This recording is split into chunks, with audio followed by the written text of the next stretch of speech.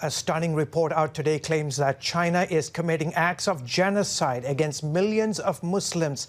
The Newlines Institute for Strategy and Policy says it has clear and convincing evidence that Beijing is intent on destroying the Uyghur population. Some 12 million Uyghurs, mostly Muslim, live in the northwest part of China. Beijing has cracked down on the minority group since 2014 as part of their campaign of mass murder and imprisonment.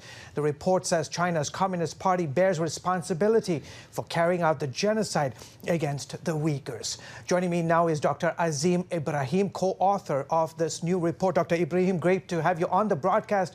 Can you describe the evidence that you found that implicates China for committing genocide against the Uyghur people? Well, thanks so much for having me, George. Well, the evidence is actually overwhelming, and much of it is actually in the public domain. But we used extensive testimonials, victim testimonials, former detainees, over 10,000 of them, and we corroborated that with the Chinese government's own official policies, official mandates, and official diktats that arrived from the Communist Party. And we married them together, and the evidence is overwhelming that China is clearly in breach of the 1948 Genocide Convention. Why is Beijing intent on destroying the Uyghurs? Well, this is principally instigated by Xi Jinping himself, the leader of China. You know, he himself is less of a communist and more of a Han nationalist. You know, he is in the process of trying to signification of the entire country. And it's not just the Uyghurs that are Muslims, they are the most prominent ones, but there's actually other minorities too. There's Kazakhs, there's Uzbeks, etc. And even actually Christian minorities. They have a process of bulldozing down churches in China as well. So he's of the belief that the Han nationalism should be the prevailing ethnicity throughout China. And part of that signification, we now know, according to your reporting, between 1 million and 2 million people are being detained in these internment camps across Xinjiang province. What is happening inside these camps? And I'm sure some of it is brainwashing, right? It's complete brainwashing. You know, there's lots of torture going on in these camps. You know, forced sterilization, which is actually a form of genocide as well in terms of stopping a group from reproducing.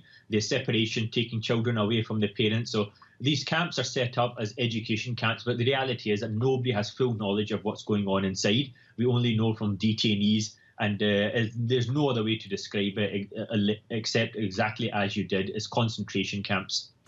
President Biden has described what's happening inside these camps as simply part of China's cultural norms of unifying and controlling this vast country. What's your response to this claim? Well, that's certainly not true. You know, Xi Jinping himself has instigated this, and they're using it as a mechanism to essentially wipe out Uyghur identity in its entirety. And they're doing this through multiple mechanisms, forced sterilization and separating parents from the children, etc. So this is not a cultural norm at all. This is a process of wiping out the entire identity of a people. And when we look at it, thousands of Uyghurs are being moved from Xinjiang province to the rest of the country. Again, part of that campaign to Hanifize the country, right? Yeah, absolutely. And at the same time, you know, Han Chinese are actually being moved from other parts of China into Xinjiang, and they're encouraged to, in many cases, forcibly marry Uyghur women to essentially dilute their identity through their offspring. So this is a very calculated and thought-out process from the state apparatus in China. 152 countries, including China, have signed the UN Genocide Convention. Do these countries, including the United States, have a responsibility to act against China in light of your report? Absolutely. Every country has an individual responsibility itself to look at this and take its appropriate action. Every country is a state member of the Genocide Convention, including China, and they must act accordingly. Look, the reality is that the Genocide Convention was not there for academic discussions to discuss whether a particular incident was genocide or not after the fact. It is there to prevent. So it's up to the countries to take the appropriate action and deal with China accordingly. And that means not being passive and you know, reassessing all its links with China is the absolute minimum that they could possibly do. Okay. Dr. Azeem, thank you so much for your work on this important matter, and thanks for coming on the broadcast.